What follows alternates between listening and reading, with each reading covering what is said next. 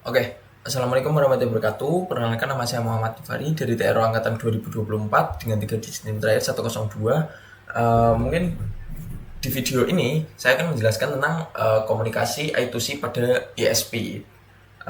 Ini di sini pokok bahasanya yaitu ada protokol master slave, pemetaan pin default atau custom, dan juga analisis perangkat keras. Oke, yang pertama di sini ada 4 bahasan juga ya. Yang pertama itu adalah konsep dasar. Yang kedua konfigurasi ISP-nya. Tiga, koneksi banyak sensor. Dan keempat, arsitektur fisik. Mungkin langsung lanjut saja ya. Nah, di sini ada prinsip kerja dari protokol I2C. Apa sih itu sebenarnya I2C gitu? I2C itu adalah protokol sinkronus di mana terdapat satu perangkat master. Contoh lah, master itu seperti ESP32 yang mengontrol clock dalam kurung SCL dan menginisiasi transaksi komunikasi. Sorry kameranya. Perangkat periferal slave seperti sensor hanya merespon instruksi saat alamat 7 bit unik mereka dipanggil oleh master. Sistemnya itu ada 2 jalur bus. Komunikasi ini itu efisien karena hanya membutuhkan 2 jalur kabel fisik saja. Yang pertama yaitu ada SDA, Serial Data Line, yang bisa disebut dengan jalur pengiriman data 2 arah. Yang kedua DSCL, yaitu Serial Clock Line, atau jalur penyelarasan clock satu arah dari si master ini. Lanjut untuk spesifikasi I2C pada ESP32. Karena pada praktikum ini kami menggunakan ESP32 gitu. Untuk di ESP32 ini sendiri memiliki 2 modul kontrol I2C fisik yang independen, yaitu I2C 0 dan I2C 1 yang dikelola langsung oleh sistem hardware-nya. Keuntungannya apa? Satu, multimode. Dia bisa berfungsi sebagai master atau bisa menjadi slave secara fleksibel.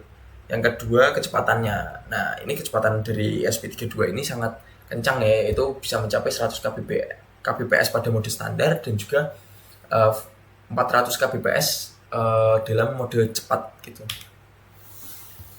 Nah, ini untuk pemetaan pin I2C pada ESP32. Satu, itu mungkin ada bahasan tentang konfigurasi pin bawaan atau defaultnya. Untuk secara bawaannya, SDA itu diposisikan pada GPIO 21, sedangkan SCL-nya diposisikan GPIO 22. Kenapa? Karena pin ini akan langsung aktif otomatis saat memanggil pustaka standar di Arduino gitu. Jadi begitu kalian ngoding, itu langsung kebaca SDA sama SCL-nya. Kedua, ada kelebihannya yaitu fleksibilitas kustomisasi pin yang sangat beragam pada ISP, karena pada ini pin GPIO-nya banyak banget guys. Ini banyak sekali, jadi kalian bisa lebih fleksibel untuk mengatur si pin GPIO-nya gitu. Berkat matriks multiplexing pin internal ESP32 yang canggih, pengembangan tidak terbatas pada pin default-nya. Kalian bisa juga menambahkan pin menggunakan eksternal ya, kalau kalian bisa, itu bisa sebenarnya. Pin I2C dapat dialihkan ke GPIO digital mana saja yang kosong dengan mengirimkan parameter ke konstruktor inisialisasi. Nih, di dalam ESP itu bisa menampung banyak perangkat. Contohnya OLED dan sensor akselerometer dapat terhubung langsung ke GPIO 21 dan GPIO 22 secara bersamaan tanpa saling mengintervensi. Namun di sini ada syaratnya. Setiap perangkat periferal wajib memiliki alamat heksadesimal 7 bit. Jadi ini pembacaannya kalau misal kalian menggunakan integrasi sensor yang banyak, itu kalian harus menggunakan heksadesimalnya 7 bit. Selain itu tidak bisa. Agar master dapat mengidentifikasi tujuan data secara tepat ya guys ya. Minum dulu guys. Nah, lanjut. Arsitektur open drain and pull up gitu ya. Ini di sini ada sirkuit open drain. yang dimana secara elektrik jalur I2C menggunakan konfigurasi pin drain. Berarti perangkat pada bus hanya dapat menarik tegangan ke level rendah, ground ataupun 0 volt gitu, namun tidak dapat mendorong ketegangan yang lebih tinggi sebagai VCC. Oleh karena itu, resistor pull up eksternal wajib dipasang pada jalur SDA dan SCL juga untuk menarik tegangan kembali ke status VCC tinggi saat kondisi idle gitu, ataupun saat tidak ada data, saat tidak ada komunikasi, dia tuh tetap butuh yang namanya resistor pull up. Nah, ini saya tulis rumusnya di sini ya. Itu R pull up min R pull up max sama dengan TR per angka kalibrasinya kali si bus gitu. Nah, di sini itu nilai resistor dan batas frekuensinya. Untuk mode standar itu dia hanya bisa menggunakan 10 kilo ohm dengan kecepatan 100 kHz ya. Nah, untuk mode cepatnya atau fast mode dia bisa menggunakan 4,7 kilo ohm dengan kecepatan 400 kHz. Dan yang terakhir ada kecepatan fast mode plus, yaitu 1000 kHz atau 1 MHz ya. Itu dia bisa menggunakan resistor 2,2 kilo ohm gitu. Nih di sini jelaskan, jika nilai resistor pull up terlalu besar, misal 10 kilo ohm, waktu naik tegangan atau rest time menjadi lambat karena kapasitansi bus membatasi frekuensi clock maksimal gitu. Jadi semakin tinggi ohmnya itu race time-nya akan semakin panjang pada layaknya resistor seperti umumnya, berfungsi untuk menahan gitulah. Mungkin saya akan langsung lanjut ke video saat kami praktikum. Nah, nih di sini kita menggunakan LED ya. Ini saya lupa jenis LED-nya OLED atau apa. Tapi di sini saya mencoba untuk menggunakan sistem yang dimana bisa membaca warna gitu, red, green, dan juga blue. Ini bisa mendeteksi dengan heksadesimal 7, namun dirubah ke angka nomor gitu. Coba kasih warna. Oh ya, kasih warna. Ya yang Nih, aduh. Nah, di sini kami menggunakan kabel berwarna apa tuh? Nggak kelihatan aku, guys.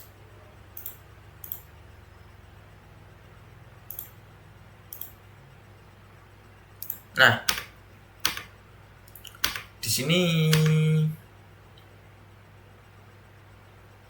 Nah, contoh misal di sini. Di sini itu kami menggunakan kabel warna hijau. Jadi yang dibaca itu hanya pada kode G. Karena apa? Ya karena warnanya hijau. Karena programnya green. Blue-nya pun tidak terbaca gitu. Sebenarnya ini gampang sih. Kayak nggak usah belajar banyak-banyak, ini juga bisa sebenarnya. Nah, di sini kita coba pakai red. Red-nya juga terbaca. Tapi codingannya di mana nih? Nah, nih datanya langsung kebaca secara real time di sini. Oke, kita lanjut ya untuk ke pembahasan programnya. Nah, jadi program ini itu program program Arduino untuk ESP ya. Itu untuk pertama bagian awalnya itu kita menggunakan beberapa library ya. Itu untuk DHT dan juga liquid crystal untuk pembacaan di dalam si LCD 16x2 kita pakainya. Nah, digunakan dihubungan. Oh enggak, langsung lanjut aja ya guys ya. Di dalam program ini memiliki beberapa variabel global, yang dimana variabel globalnya itu sendiri ada satu, pertama global temperatur. Nah, fungsi global temperatur ini itu adalah untuk menyimpan data ya, berfungsi untuk menyimpan nilai suhu yang disebut humidity dan juga temperatur dan humidity untuk kelembapannya. Nah, untuk data ini sendiri, suhu dan kelembapan digunakan oleh lebih dari satu tas, maka digunakan data mutex. Nah, data mutex ada nih di sini. Ini semaphore handle data mutex. Nah, selain mutex, program ini juga menggunakan binary semaphore yang bernama BTN semaphore. Nih, di bawahnya sini itu ada BTN semaphore. Semaphore ini digunakan sebagai penghubung antara interrupt tombol dengan tes yang menangani si tombol ini. Ketika tombol ditekan, fungsi interrupt button ISR nih bagian sini, button ISR ini akan langsung berjalan, fungsi yang dimana fungsi ini tidak menjalankan proses yang berat, tetapi hanya memberi sinyal kepada tas button bahwasanya tombol telah ditekan gitu. Cara ini bisa membuat program lebih stabil karena proses utama tombol tetap dijalankan di dalam tas, bukan langsung di dalam interrupt ya. Program ini memiliki 3 tas utama, yaitu yang pertama ada tas pembacaan DHT22 dengan prioritas sedang, periodenya 2 detik. Nah, untuk program yang tas pertama ini, itu setelah data dibaca, program akan mengecek apakah hasilnya valid atau tidak menggunakan fungsi isNaN. Kenapa kita menggunakan fungsi isNaN? Itu berguna untuk semisal data tidak valid, maka data suhu dan kelembapan akan disimpan ke variabel global dengan perlindungan mutex gitu. Yang kedua itu ada tas LCD. Ini update LCD, prioritasnya rendah, kita pakainya di sini. Gitu.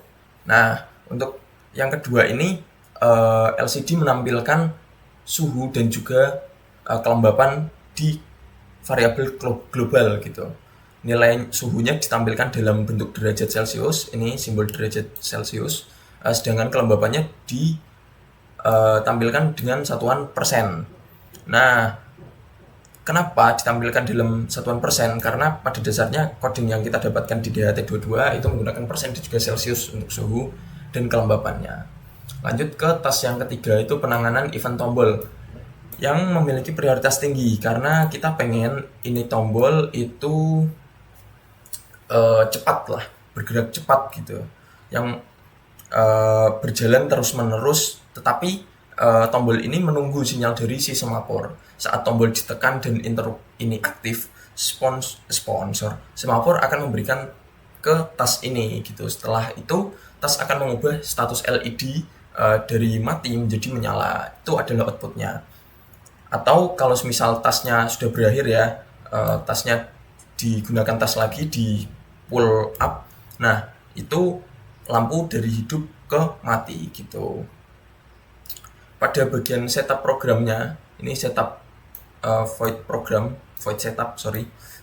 setup ini program melakukan inisialisasi serial monitor, konfigurasi pin tombol LED, terus habis itu ada inisialisasi sensor DHT22 dan juga menyalakan LCD gitu. Setelah dari semua ini, itu lanjut ke menampilkan tampilan awal berupa suhu dan kelembapan yang masih kosong, jadi belum terbaca. Lalu program membuat mutex dan semaphore.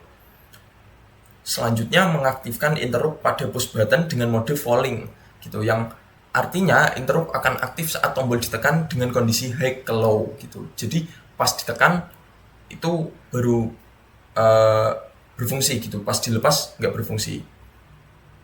Jika mutex dan semaphore ini berhasil dibuat, nih yang ini, program akan menjalankan 3 tes menggunakan xTest create. Nah, xTest create nih di bagian sini, langsung 3-tiganya, DHT, LCD, dan juga button ya. Untuk bagian loopnya ini fungsinya juga sebagai loop aja ya, tapi di dalam program ini tidak menggunakan seperti program Arduino pada umumnya, karena semua proses utama dijalankan oleh FreeRTOS task. Oleh karena itu, perintah xdelete task digunakan untuk menghapus agar lebih fokus ke tes yang sudah dibuat. Nah, jadi secara sederhana program ini bekerja dengan cara membaca data suhu dari kelembapan membaca data data suhu dan kelembapan dari sensor DHT22 dan ditampilkan ke LCD menggunakan controller LED ya, outputnya LED gitu.